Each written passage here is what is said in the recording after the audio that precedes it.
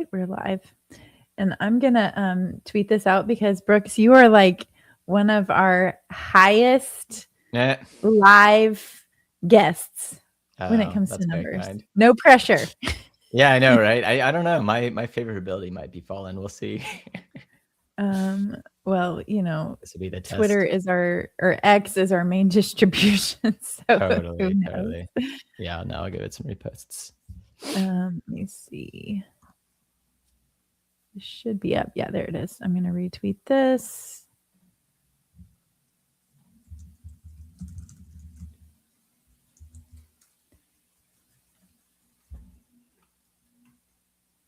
Oh, I should see if it'll come. Oh, it did come up with you. There we go. Nice. Oh, did I come up with this name? Or did y'all? No, I did. Okay, perfect. I was like, I don't remember this. No, let me change this. Claude came up with this. Okay, I was like, this is. I said Claude came up with it. That's great. That's awesome. I like it. All right, let me get some retweets from the official account.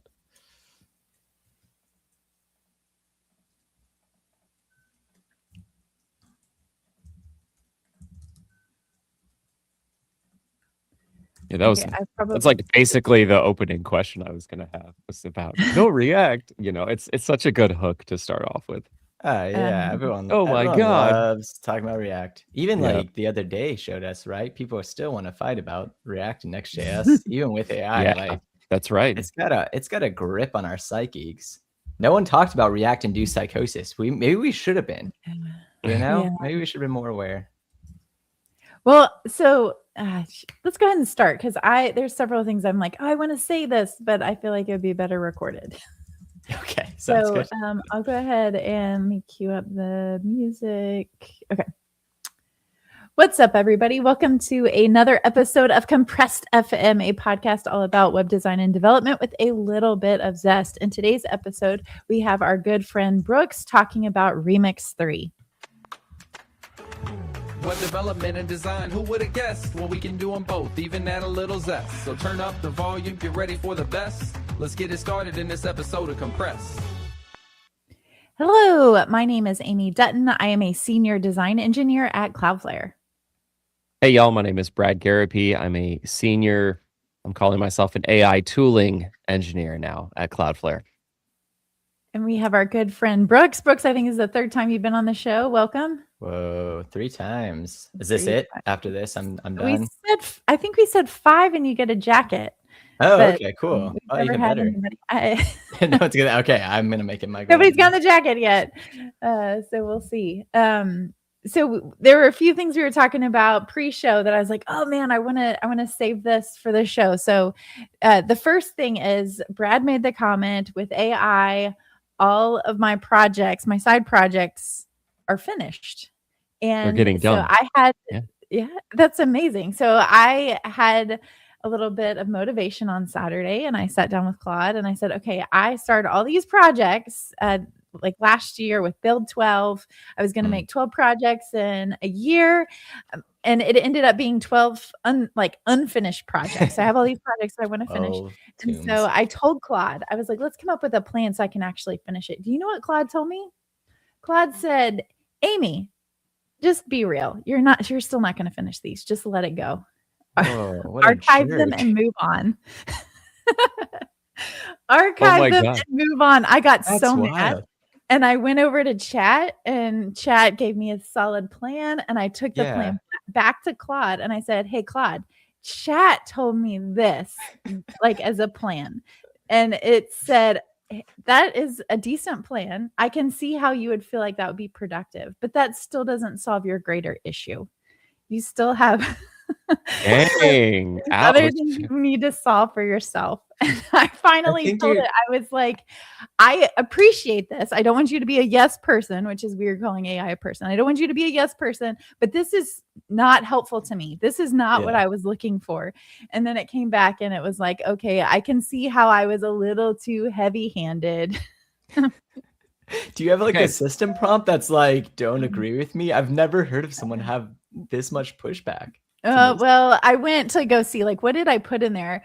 I need to see exactly how, like, the scope of that project and what the conversation looked like to give that. I've also had Claude tell me, like, I was coding late at night and it was like, hey, Amy, you've already gotten a lot done today. It's been very productive. You've been very productive. Just go ahead and go to bed.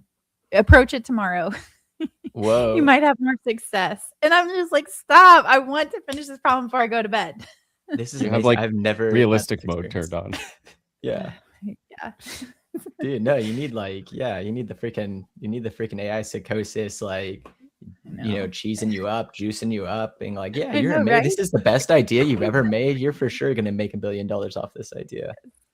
Yeah, well, I mean, it's even like, okay, with your help, I could finish these. Yeah, exactly. Like, that's the thing. It's your job. You're going to do the implementation. If you've ever had AI scope something, it's like, it will take 5 months to do this. And then it takes it 5 minutes. And you're like, come on. Yeah. Oh, it's so funny. Yeah. So fun times with AI. Speaking about this whole jacket that we're supposed to be giving people, this Remix Run merch is the sickest thing I've ever seen. Is all the new stuff live yet, or are you just teasing it? No, it'll be live in July. So as we're recording this, it's June 30th. So it's going to be live tomorrow. By the time this is like a podcast and out, our website will definitely be updated and you can get the jacket and everything. But yeah, it's all in the warehouse. It's all ready. We're trying to do just a little bit more teasing this time than we have been. Cause like, honestly, so I'm wearing, for those who can see the video, the Remix Run Club. So it's got these little like pixelated running men. This is actually like my favorite shirt and our favorite drop. So like a little bit of, behind the scenes, our like numbers didn't do very well on this, yet I felt like we had a water bottle. We had like my favorite crew neck. So I felt like our merch was super good. So it is the unfortunate reality of like, build it and they'll come, but also like you do have to tell people you built it. So we're trying to do a better job advertising this time. But yeah, I'm glad like we've been getting some people a little more excited about, the jacket. We got a t-shirt. We got some new stickers and something else, a hat. Oh, the trucker hat. I should have worn it.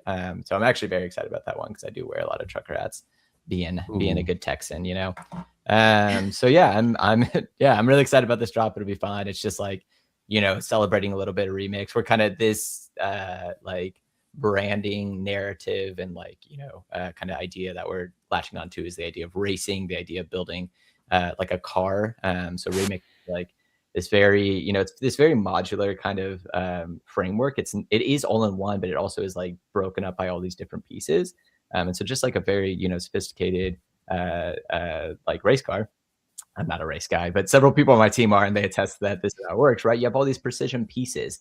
And you have a team, you have a crack team that, assembles this thing and puts it together. And so the metaphor stretching it out is the Remix team has been creating all these precision parts and assembling them together. And now here you, race car driver, go take this car and build whatever you want. I guess it breaks down when I say build with a car, but you know what I mean.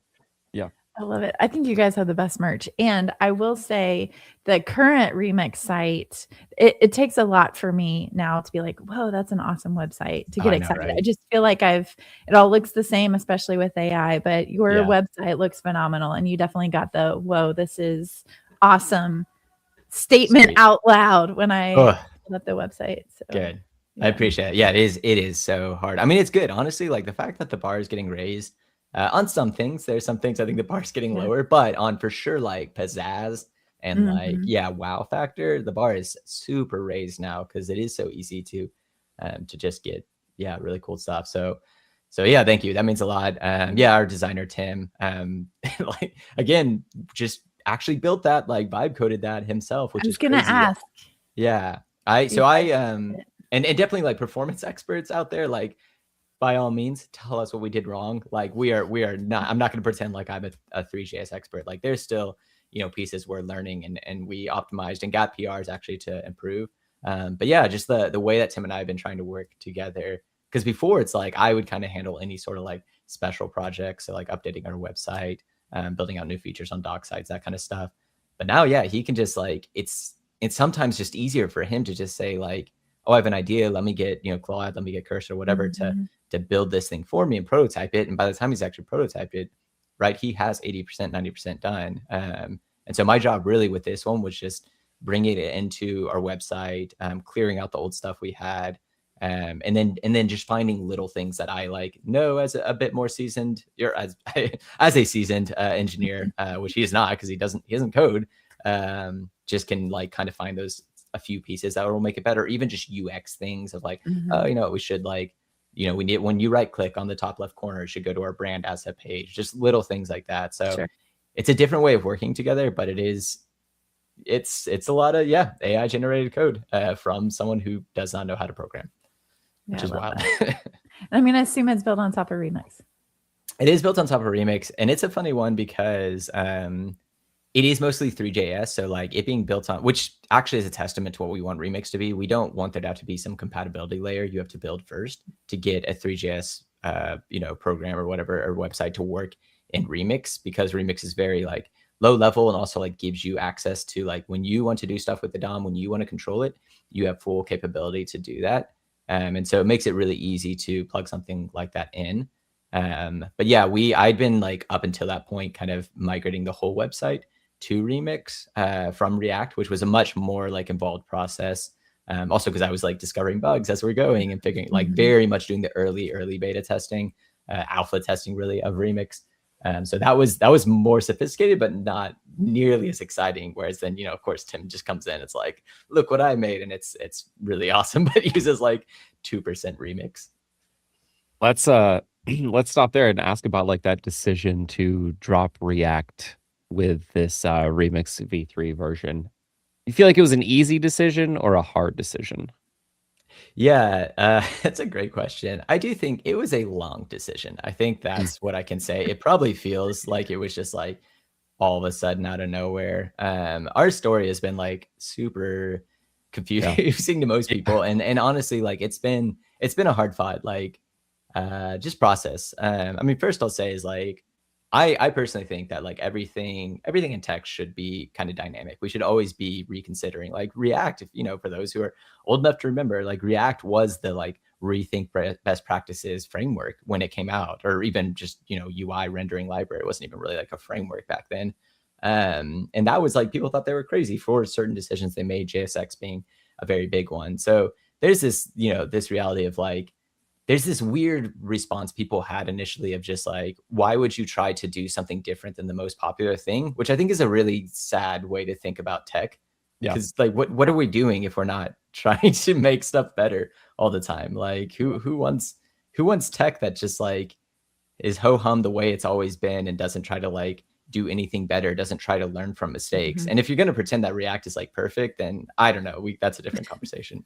So regardless, it's like, we've been working in the React space for a long time with old versions of Remix and React Router, and we're really trying to like do our best to influence what we liked about React and where we wanted it to go and its roadmap to go. But the reality is we don't actually have control over that roadmap, so we're just going to do our best to try and make what we can. So with old Remix, the idea that Ryan and Michael had was to make a very like server oriented, kind of work the way the web works framework, based on top of React. So they don't need to rebuild a rendering library, anything like that. So that was kind of what they wanted to build. And honestly, it was pretty like popular. It had pretty good like success when it started. And then React did come out with like server components, which is a similar thing, but with a totally different paradigm. So that it was just this weird kind of push and pull of we're trying to go one direction, and then React comes up with something. And we're React based, we kind of want to support that. But we maybe don't like all the opinions of it. So I think there just was this kind of long growing tension that our founders felt like they had with the React story.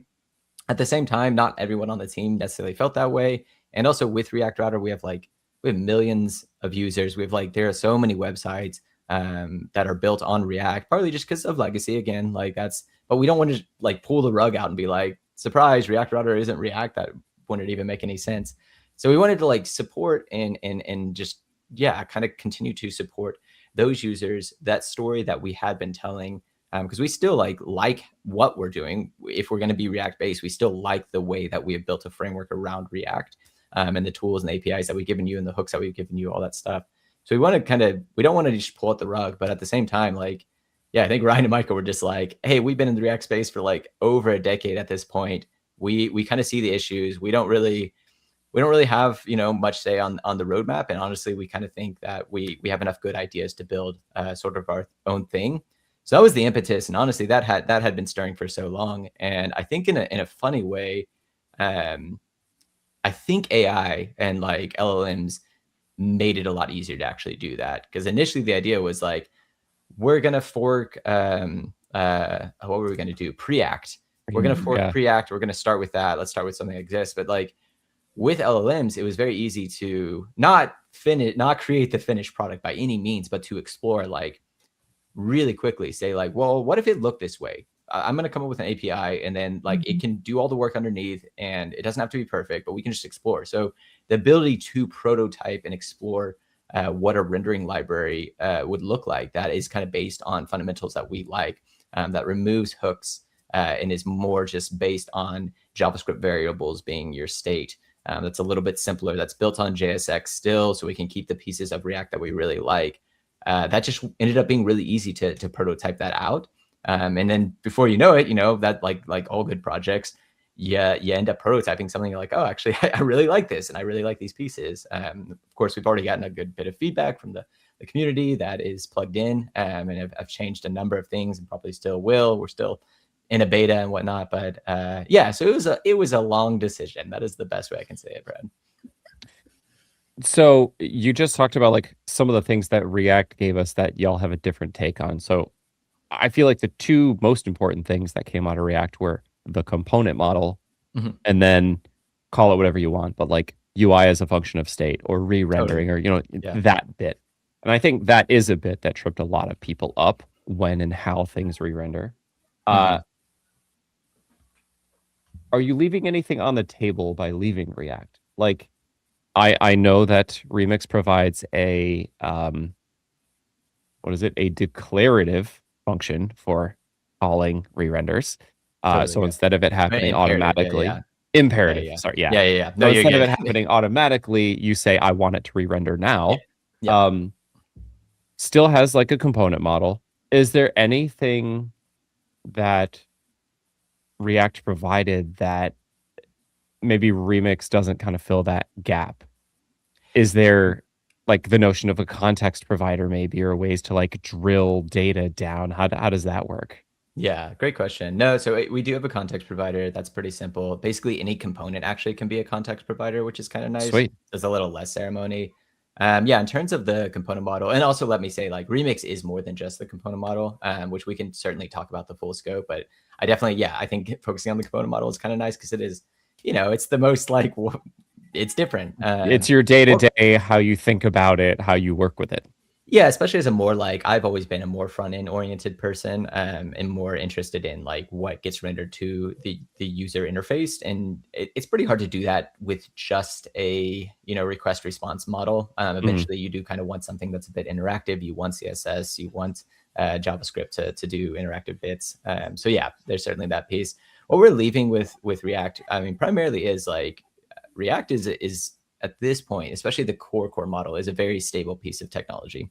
And it has an incredible ecosystem of open source projects built on top of it, which is really cool. So like, for sure, this is a new thing. It's true, And again, getting back to my point of like, we should try new things, but just because something's new doesn't mean that like, we're not expecting, like an Amazon to rewrite all their software on Remix day one or anything like that. That would be, that would be wild. But we want people who are like, hey, I'm building my side project. We want them to start and look at Remix. We want, obviously internally, we want to convince Shopify that this thing has legs, and that they're all the advantages of like less JavaScript, a more simple component model that doesn't suffer from like tons of reruns that you have to now add a pretty sophisticated compiler on top of just to like prevent those reruns. We think that kind of model will be really beneficial long term. But yeah, we are leaving behind like a good bit of the ecosystem, which is like, for instance, let's take a really big name, Shadcn, an incredibly popular and successful project. Just a really, really nice way to do a component library, to where you have these lower level components with like Radix or Base UI that handle kind of the accessibility and all the functionality, and then you have Tailwind kind of layered on top. And all these styles kind of predefined for you, yet it's still your code that you can adjust, especially in the age of agentic programming, that's so nice to have it exposed like that, so that if you really do want to change things, you can very easily do it, because Shadcn is a well-built system that allows you to make these big kind of systemic updates.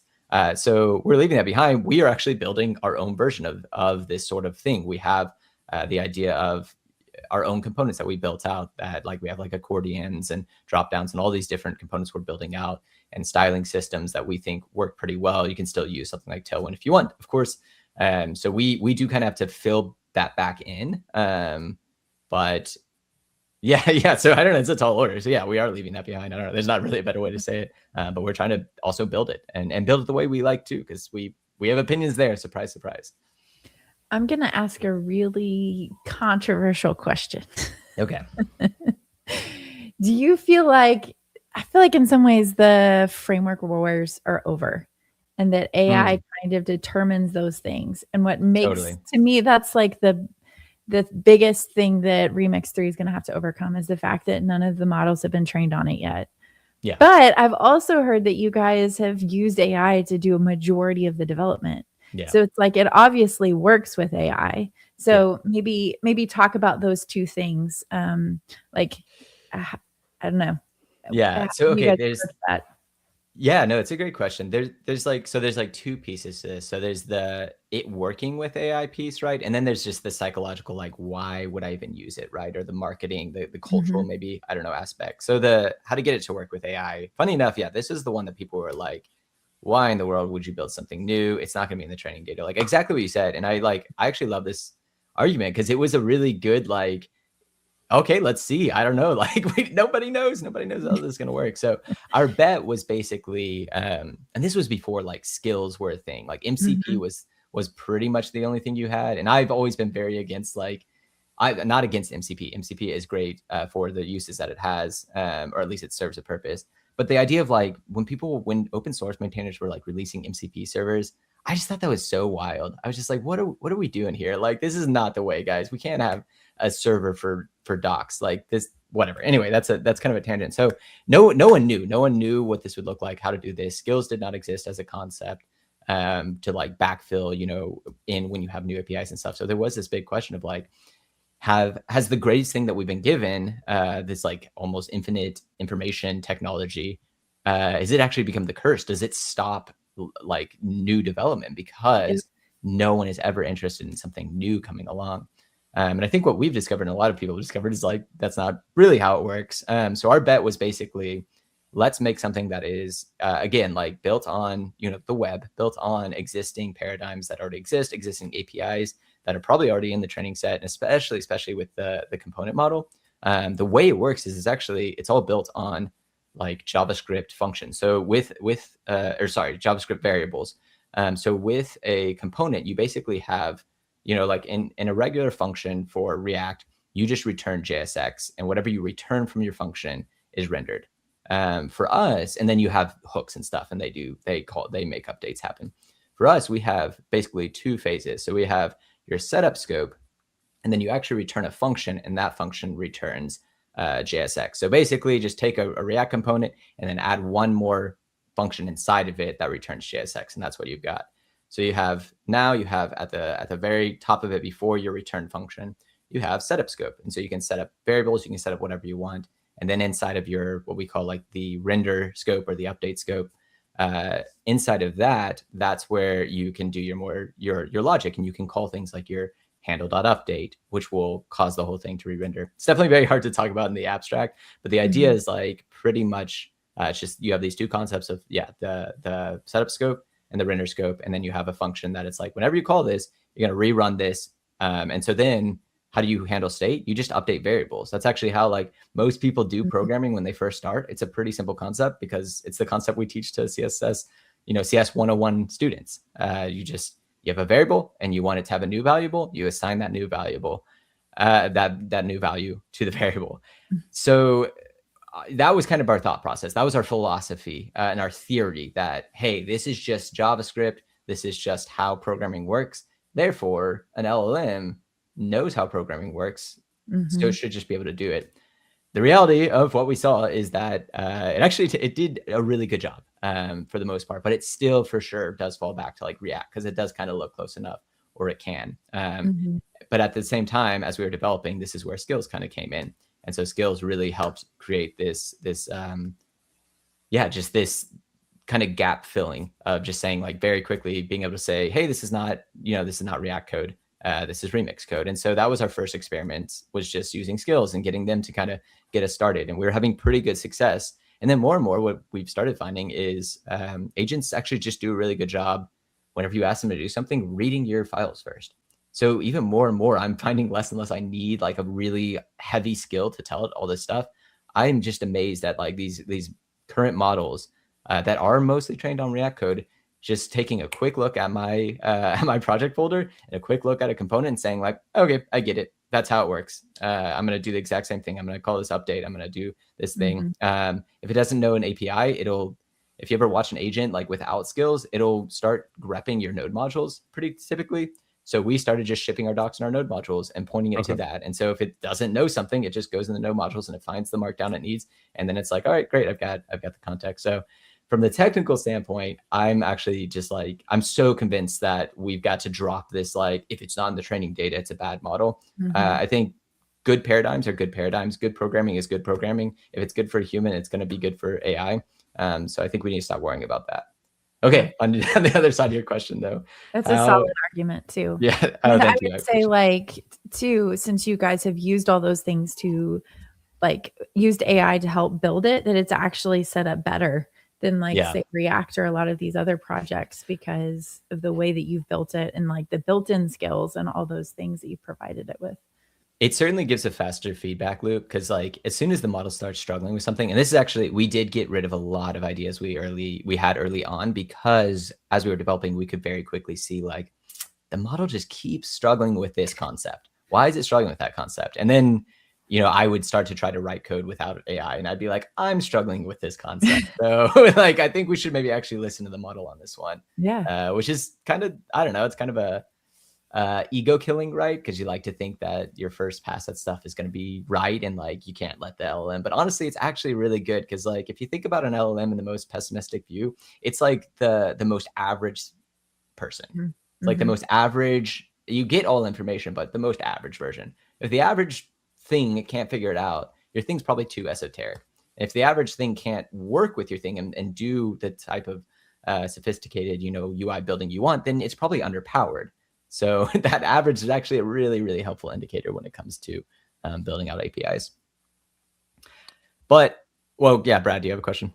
Yeah, no, I was curious, like, so you ship the docs along with the source code in node modules, which is great, very discoverable for the AI. And you mentioned skills. Are you shipping the skills alongside of the source or providing them separately? Like where do they land and how do the harnesses grab those skills?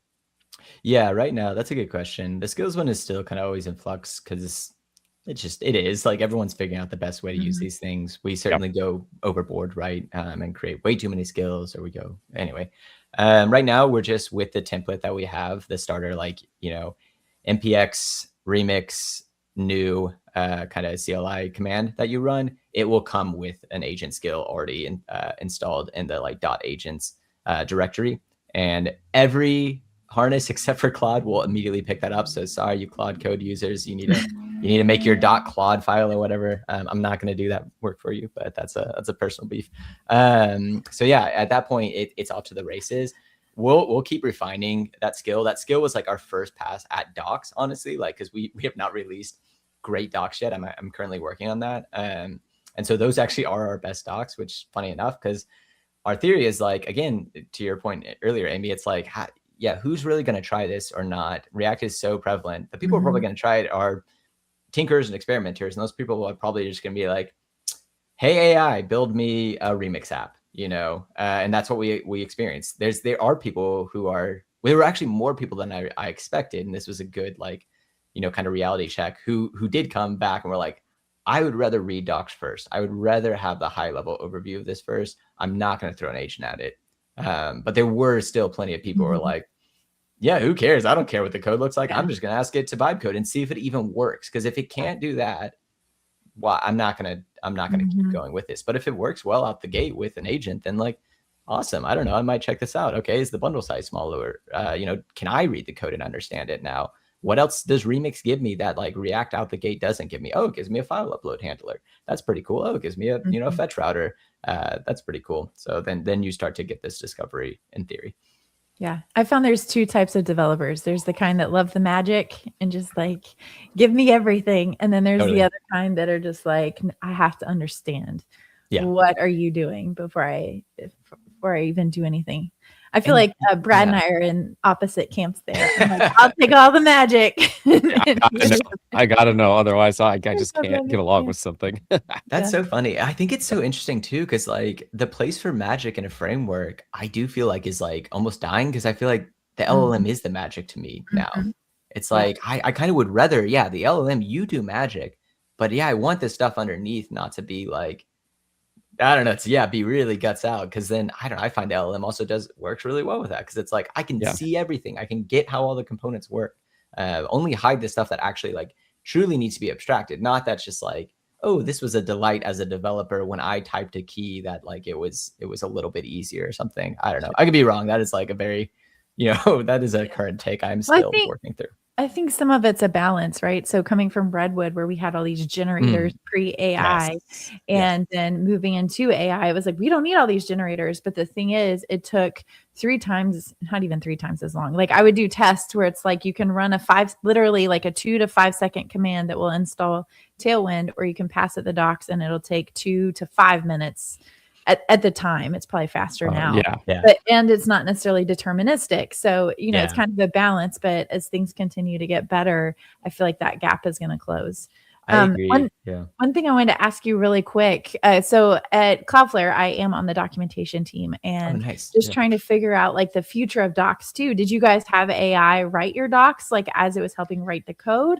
Or how much of that are you guys like going through and reading and trying to refine or change functionality even based on the docs? Yeah. Oh my gosh. No, this is like a continuous struggle and question. So I'm glad you asked, because I'm still very much figuring this out.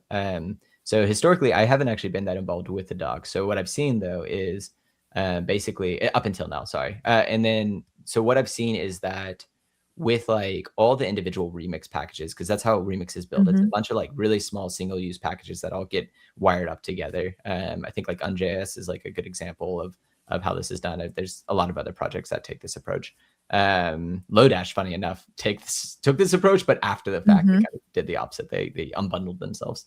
And so with that, individual contributors or whoever like came up with and added a certain feature, they wrote the README for that. And primarily, I do believe that we have like a write README skill, of course, that kind of tries to follow the standard practices.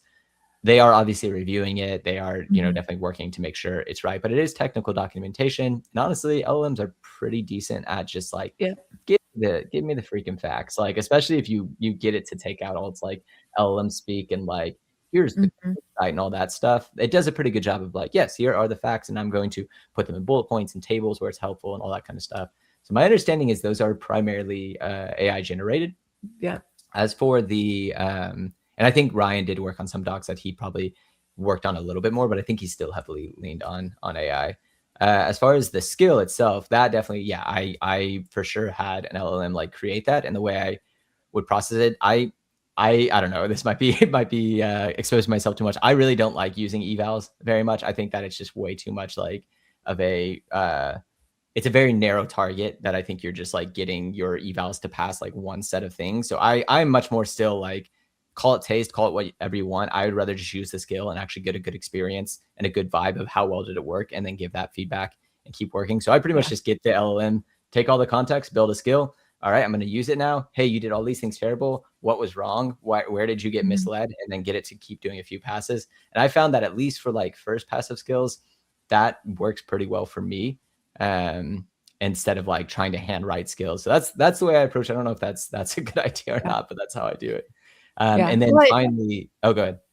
I was just going to say, like, for us, a big thing with skills and docs have been like more stylistic taste. Like, how do you spell Wi-Fi? Does it have a capital F or does it have a dash? And just make sure that it's consistent across the board. Because I mean, that's part of the thing at Yeah. Cloudflare, when you have all these different products, we want to bring consistency. So trying to Yes. provide like style and grammatical taste to the docs, but also just Yeah. making it aware that other parts of the docs exist. So you might have one Yes. Oh product my that feels gosh, like yes. it needs to explain something in order to use Yes. it, but we already have documentation on that. So trying to like consolidate and make sure that it's streamlined, but also if it is necessary to have those two sections, that they're consistent, that you don't have one part of the doc saying Yes. this and another part of the doc saying to do that.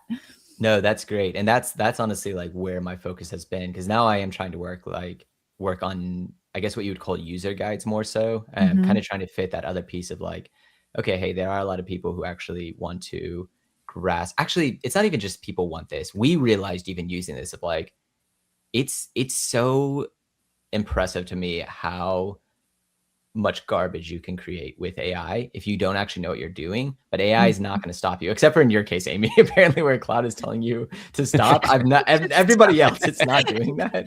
So don't do it. yeah, exactly. No, so it's just amazing. It's like, yeah, if you don't know how Remix works, if you don't understand just the handful of concepts of like how it works, it's going to start wanting to build things. It's basically going to build its own framework and pretend it's using Remix.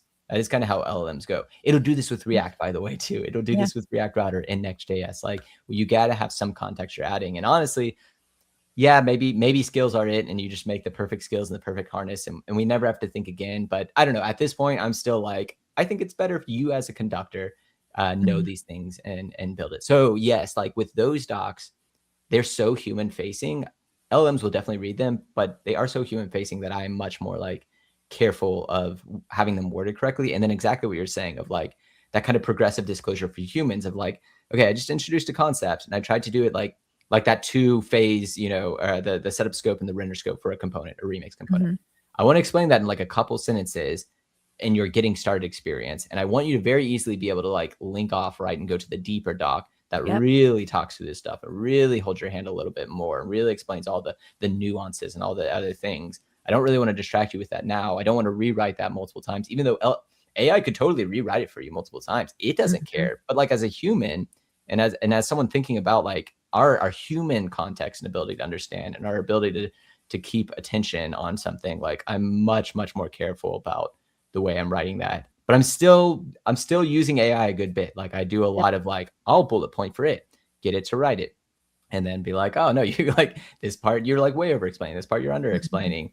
I'll do a lot of like, I'll write all the text and then get it just to build the code example. Cause I'm like, if you can't build the code example right, then again, that's a good indicator to me that you probably don't understand the code. So I probably didn't explain it well. So it's like neither, it's the most I'm like, feel like I'm actually working with it, like hand holding together. Cause I don't have a better way other than just like, let it write docs that my eyes like glaze over that I read, or just like, go really, really slow writing docs. Those feel like the two options. Yeah. I want to pivot a little and talk about like just how many packages make up this Remix ecosystem at this point. There's a lot of them. And it seems like you're bringing a lot to the table. So new component model, new eventing framework, like posable events, custom events.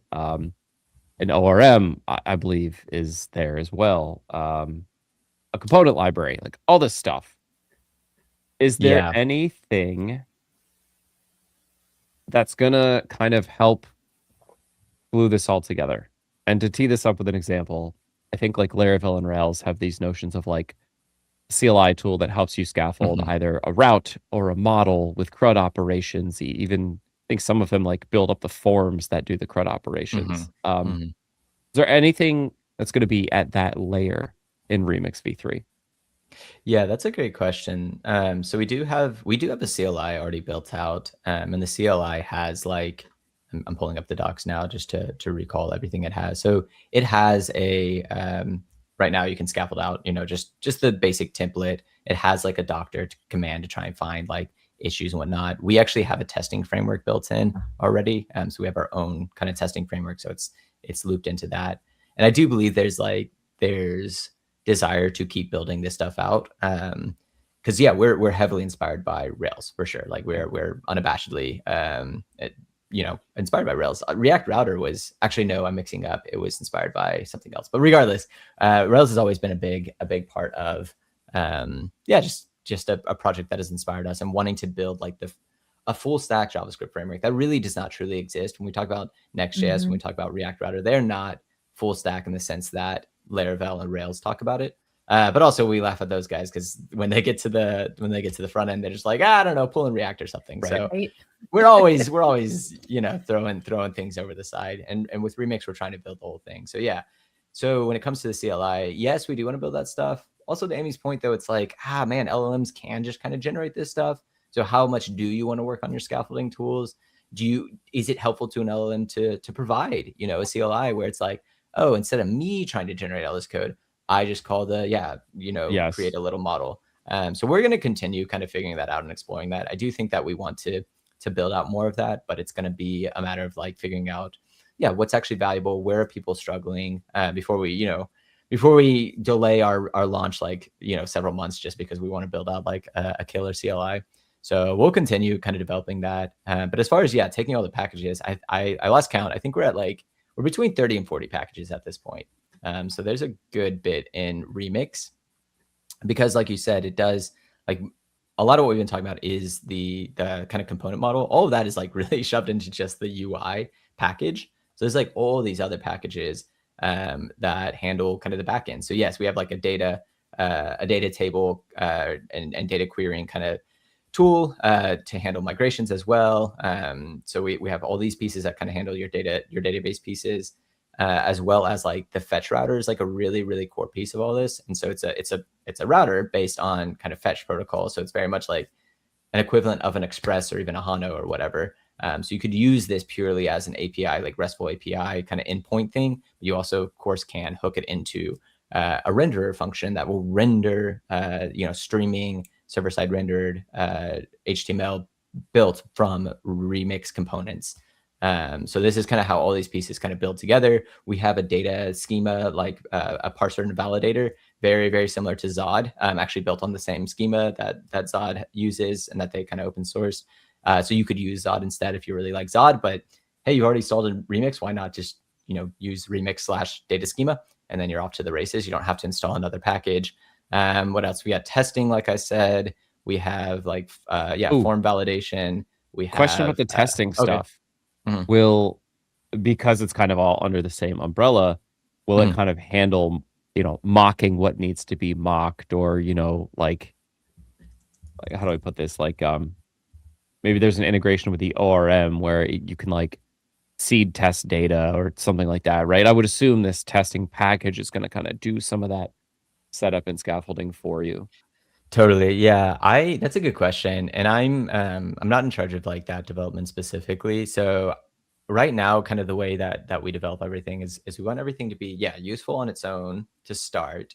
And then where we can kind of build integrations or build on top of things or build to be like maybe more aware of the other packages, we do that. So I could easily see us building towards that.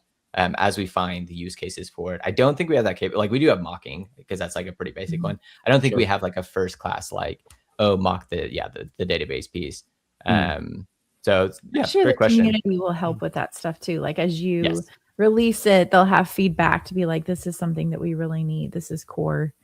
Help with that. And this is what we saw with like our early versions of Remix, is a lot of people did create third-party packages for Remix that sometimes we really liked, and we would ask for a contribution, or we would ask, to bring it back in. And then sometimes it was like, okay, that is actually really helpful, but yes, that's not like core to what we're trying to do, what we're trying to build. So yeah, you're absolutely right. And this is still like the hope I have for open source software. It feels like it's increasingly under attack because everyone's like, I can just build my own framework in a day or whatever, which good luck. I don't know.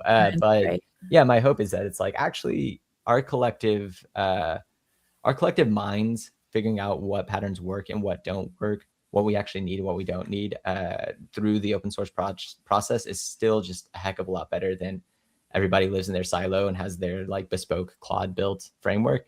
So I'm bullish on that still, that we'll get good feedback. But yeah, that's kind of where we're at right now. At the end of the day, what does this like build and bundle into? I'm curious about like, where it can be deployed to? And then I've got more questions about like where does the full stack bit end? Talking about infrastructure. So Totally. talk about build process and like what it outputs. Yeah, so build process is kind of crazy. There isn't one, so there you go. So Ooh. basically, yeah, that's where I should have started this whole Drama. conversation, right? That's the most spicy. So basically, like on our README, we talk about how we have like these principles. And we talk about how we want to be like religiously runtime, right? So we want everything to be very. It says designing for bundlers, compilers, type gen leads to poor API design and eventually pollutes the entire ecosystem. So what we mean by this is basically if you talk to different members of the team, they're more or less like on different spectrums with bundlers. We are not like against using a bundler. In fact, like the day we released Remix, or maybe the next day, the first beta, someone already created a Vite plugin built on Nitro and stuff. Like we're all for it, especially like when you're running at the scale of very large companies. Bundling is really, really helpful for performance. And so we imagine people are still going to do that.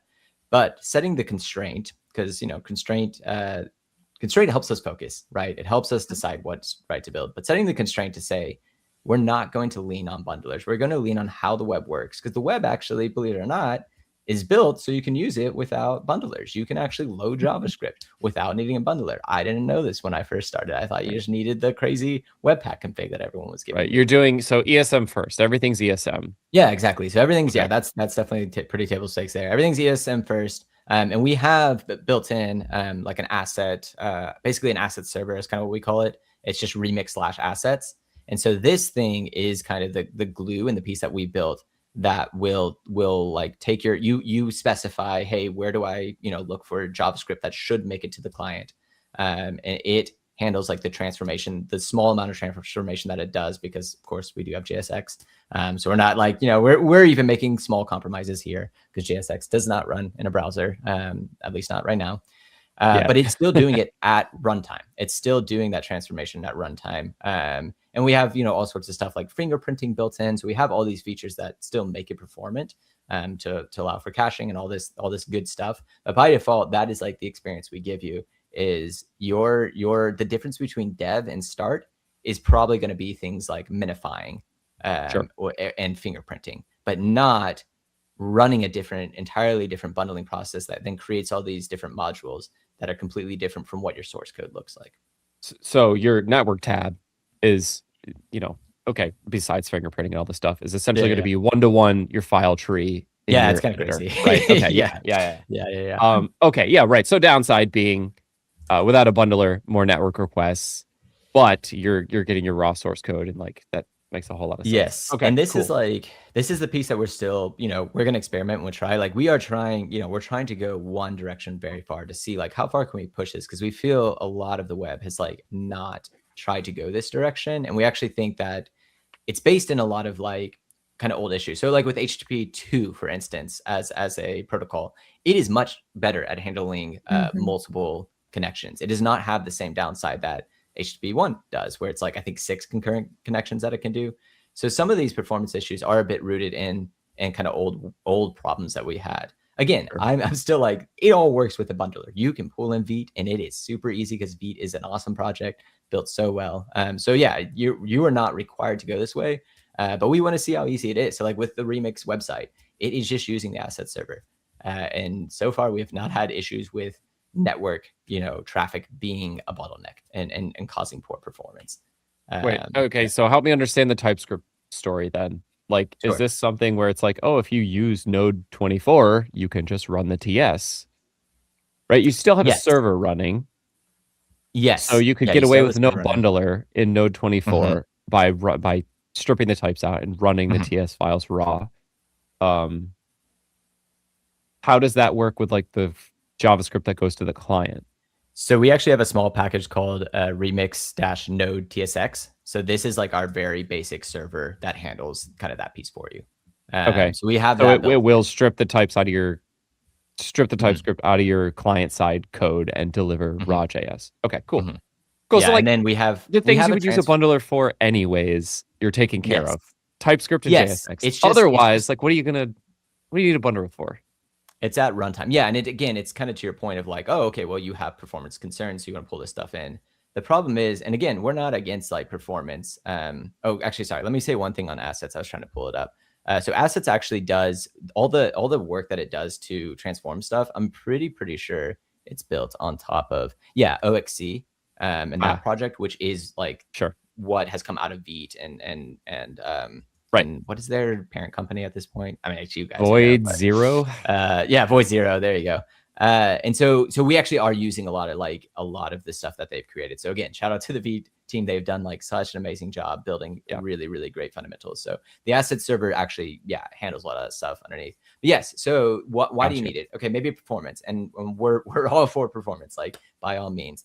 What we have seen though is with bundlers, you end up sometimes creating these modules that are not really JavaScript. So I didn't realize this, when I was first a developer, because I'm just copying and pasting stuff and just like trying to get stuff to work. I imported a CSS file and now all my styles are added. Right. That's not actually how the browser works. Your bundler is doing something for you. And those are decisions that were made for you that you now need to carry over if you select a new bundler, or if you're trying to like upgrade your bundler. Same with like importing an image, all these sorts of things.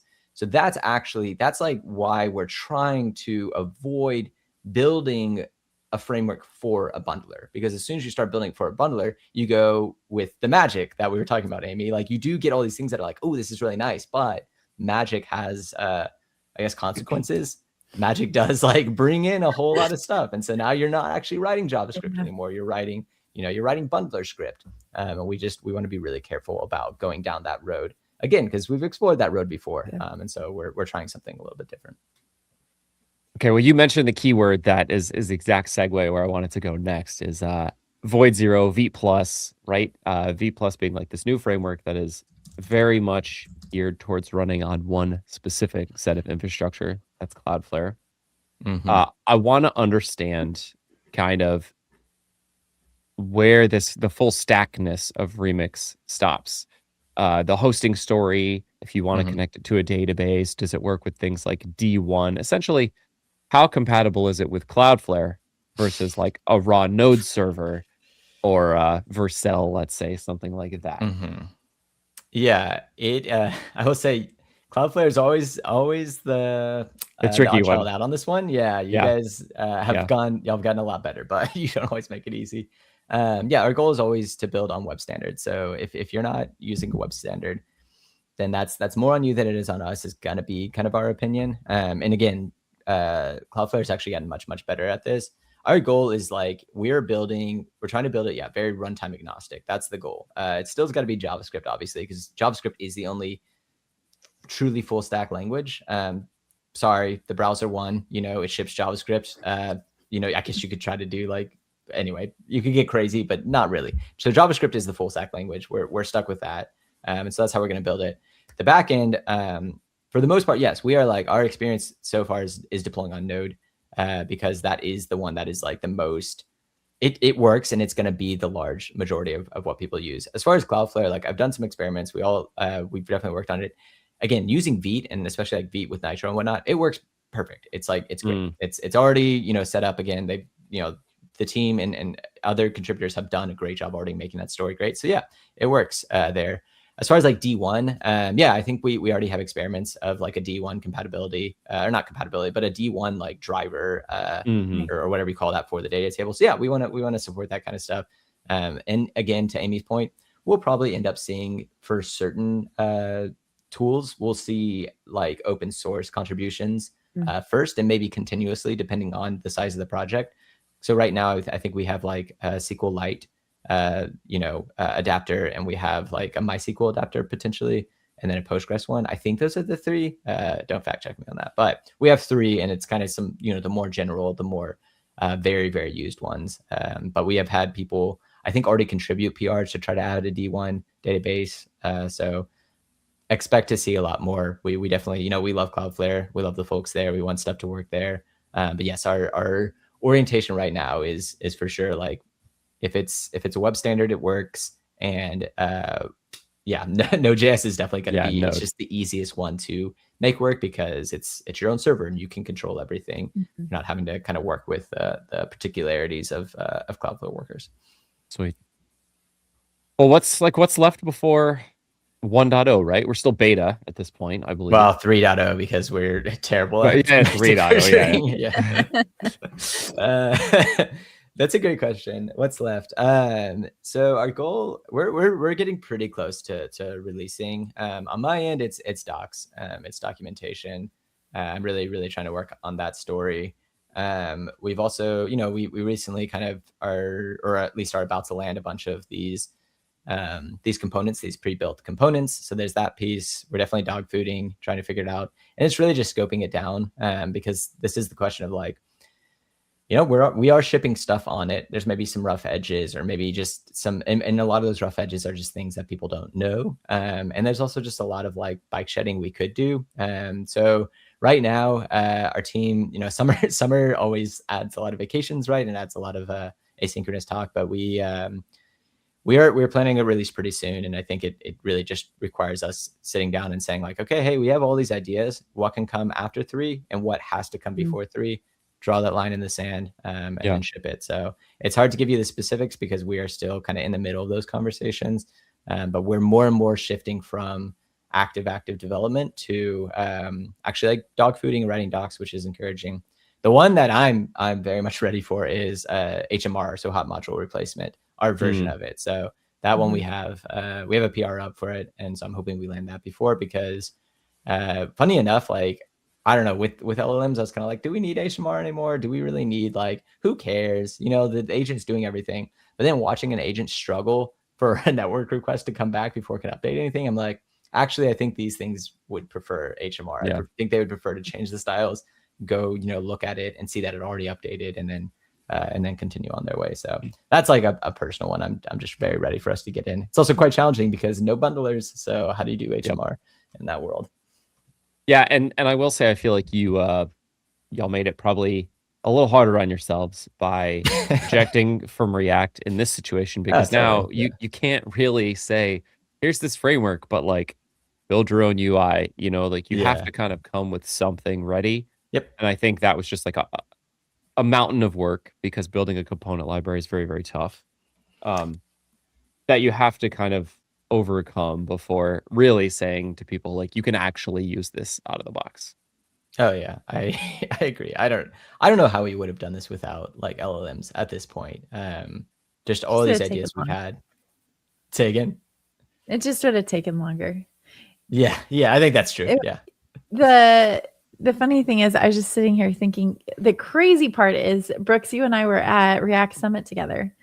And that was where you guys announced that Remix is taking a nap, and everybody's like, "What?" And here we are. Oh yeah. Oh yeah, React Conf 2024, right? Oh, crazy. Something like that. But I mean, I will say, like, it's been cool too, just to see how you guys have fed all that stuff back into React Router. Like everything I build right now has been on React Router. So sweet. Glad to hear that. Yeah. And I think that's the thing that I'm most excited about with Remix 3 is I trust the taste and the decisions and the level of craft that you guys have. That makes me excited to try Remix 3. Thanks. Yeah, no, I appreciate it. We've learned a lot and we will continue to. And we will continue trying to feed those. We're never going to join the projects back together. That story's done. But we will continue to try to like take the best ideas from React Router and put them in Remix. We already have been doing that. And then take the best ideas and even these smaller packages and put them into React Router where it makes sense. Yeah, I will say, I feel like Remix was the first framework that like clicked with my mental model and like really, really well. And so I think that's why I'm looking forward to V3 so much, is that like it's very much a new paradigm. And I can't wait to like feel how that feels. But of course, this will all be like painted differently with AI. And like, am I gonna care? Yeah, I'm using Remix V3, but like, it's just getting written for me. Who knows? Yeah, dude. Yeah, I'm. Yep, same boat. So it's a wild new world. But got to try new stuff, and if it fails, at least we learn something. So that's good. Yeah. Well, are you guys good to move into the next segment? Yes. Okay, let's move into the next segment of the show, which is our picks and plugs, where we pick something that we like and we plug something generally that we've worked on. I can go first if you guys need a little bit of time. I'm going to do 2 picks instead of a pick and a plug. So I have been writing more turned into one of those people with a fountain pen. This is a Lamy Safari fancy. pen. I know. And I've been like all about the G2 pens for like 20 years. And so for me to move to a pen, like a fountain pen, is kind of crazy. So and you have to like load in the ink, do all the things. So I don't know. We'll see if it sticks, but there is something that feels snobby and crafty about it. So it's been fun. If And I had then it my way, there wouldn't be a pen in the house. Everything would be digital. Yeah. That's Yeah. crazy. Everything. Well, I think I could have said that at one point. I've just had a lot of success lately in writing things down. I remember it better. Yes. Clears my brain better. It's like, even if I never look at it again, at least it's out of my head and I can like trust that it's somewhere. Totally. So I will you say, yeah. understand the value. With paper, with digital, you can search for it. I can't search for it. Yeah, but I thought like that was the point of, we were talking about bullet journaling the other day. I thought that was half of the point, was literally just when your brain feels like a mess, just write a couple things down, and it like, I don't know, it's like taking a deep breath out and just like getting it out. Even if you never look at it. Well, I mean, I'll just get crazy thoughts where it's like on repeat in my head. And literally the only way to break that loop is just to write it down. And it just something about that releases it. It's like I'm ready to get out of this process, this track. Just get out of my head and on paper. And so that's been a release. The second thing is, this is like, so I was at what conference? React Summit in New York. And I think that was it. It was either that or the one in Vancouver.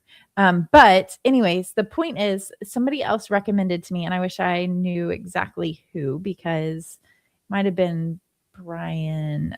He was on the pod before. But anyways, they recommended a series of books called The Dresden Files. Wow. And it's like, there's like 18 series. Apparently this series has been around for like 20 years. I just started book 1, but it's about these wizards solving crime. I'm like, magic and crime. This is perfect. That's awesome. So I've heard that the first 2 books are okay. And then the third book gets like really good. And then like from there, it kind of takes off and you get these bigger story arcs. But I've really enjoyed the first book. So I'm like, if I'm enjoying the first book, then chances are. Okay. Yeah.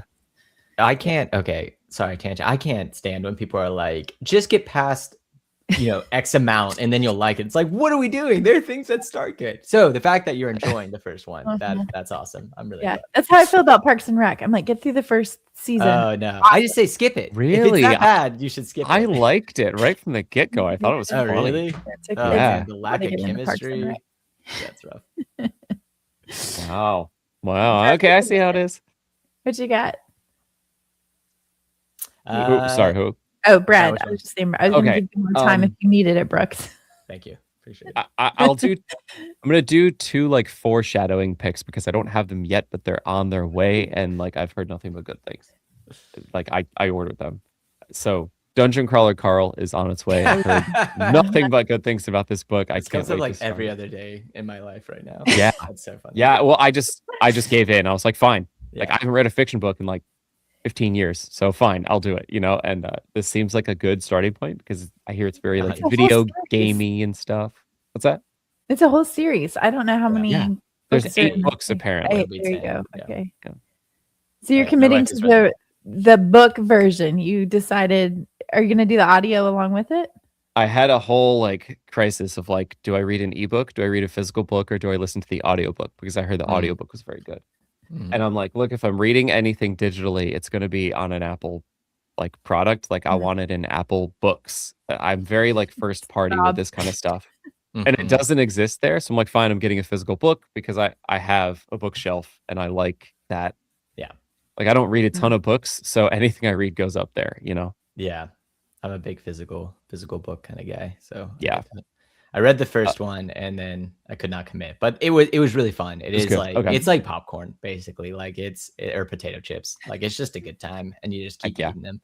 Except they I saw a lot of swear words in there. Looks good. Looks fun like that. I like that. Yeah. My wife read all 8 of them though, so she is like did it in like 3 months. Wow. Yeah. Okay. Gonna be me. Anyway, There you go. what was your second pick? The other like pick that's coming, and I can't wait to play with this, is the Terminal X, like that little e-ink display that's completely programmable and hackable. Whoa. I'm gonna build like a rotating schedule for my kids, like a morning schedule, an after school schedule, and an evening schedule that like refreshes based on the time of day. That's like just the first project idea. I'm sure more will come. That's fun. Dang, cool.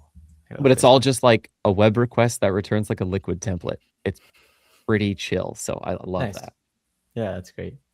Oh, that's really fun. Throw that over to Codex, right? Yeah, for real. Yeah, it's gonna crush Brad's that. all in on Codex right now. Yeah. That's why I'm with like I have one of those tidbits back there, and I'm always Oh, like, that's gonna full ask you color. about That's awesome. yeah, they're fun. But I've never developed on it, and I'm like, this is totally an AI project. Like I need to just ask it to build stuff for me, but I just have been too lazy. Fun. Are you doing Alright. 2 picks instead of a plug, Brad? Mm, Or do you oh, yeah. I mean, I will just toss out my plug really fast because I just made that cool Yeah, website that like details our trip to New York City. I thought it was fun, and that was like my little interactive keepsake after the trip. Fun. Wait, where was nyc.bradgarrett.com? BradGarrett.com. Yeah. Oh, cool, dude. This is awesome. Oh, I love this. Yeah. It's like you're gonna have to Okay, do this. I'm for every looking- road trip. Brooks, now I'm looking at this tidbit thing, and it's super cool. Uh-oh. Yeah, sorry, my bad. Okay, if you program stuff with it, please tell me. So Oh, that I 100% can just I I will. can just steal from you. I do think it's less like or because it's more pixelated, I think it's less data dense, and I think the terminal fits my use case a little bit better, but this Oh, one yeah. is better for the office and it's like decoration Yes. for sure. Yes, it's totally digital decor. Like I've got like, stocks going up. I've got PR, like I've got one that hooks up to React Router's GitHub so it can tell me how many PRs and issues are standing and whatnot. So yeah. Okay. My pick. I've thought long and hard about this. It is going to be the Dyson bladeless fan that is sitting behind me. Oh. Finally got one. Yeah, one of the fancy. seven wonders of the world. Nobody knows how they work. Doesn't have blades yet. Air's coming out. So my wife bought this after hemming and hawing and trying to decide, is this really worth the money? Because of course Dyson products are a little bit pricey. And we got it because it's just like airflow. Trying to hot summers in Texas. We don't want to like run the AC all the time. Mhm. And she complained. I don't know why, because now it mostly just sits in my office and cools me down all day. But it's great. I'm liking it. But it actually brings my dogs in more. They usually avoid me, but I think they like it. So I think they actually like to sit with me more. So if you want to bring the whole, dog man relationship closer, get a Dyson Airblade. Sweet. As for my plug, I'll plug my website, brookslybrand.com. Very basic. I've been trying to write a little bit more. I haven't written, I guess, too recently, but I put a few out there, and I have a bunch of like drafts. But yeah, I'm trying to, just as the world is getting faster and just more intense, I'm finding that writing has been a really helpful exercise for just thinking through stuff. Kind of, I guess, similar, Amy, to you. But more just clarifying my thoughts rather than getting a thought out. So yeah, I've been writing a little bit more, and they are veering AI because we're all trying to figure that out. But also just trying to write about, I don't know, just fun facts. I've got an old one about when I got tuberculosis. So if you want to learn about how I got tuberculosis, feel free to check out brookslybrand.com. Oh, I'm gonna go read it. I love it when people write stuff. Say that's awesome. No, it was great. It was a good time. Nobody died, so true. I love it when people write stuff, and especially non-tech stuff, because it just like all of my friends are digital, it's great to see each other in person every now and then. But like when people write stuff that is about their life or their family or their interests, like that's so much cooler than like some tech post, Yeah. Well, that's encouraging, because I don't really like writing tech, stuff for work, for real life. I definitely like to opine a little bit more. Right. I'll like, gloss over a tech post, but like somebody writes like a little personal story or something, like I'm reading it for sure. Nice. All right. It's good feedback. Well, thanks everybody for tuning in. If you are listening in your podcatcher of choice after the fact, please leave a rating and review. It helps us get other great guests like Brooks, helps us get sponsors, all the things. For now, that's all we've got. See you. So I'm going to go ahead and call it. But thanks, chat. Thanks, Brooks. It's been fun.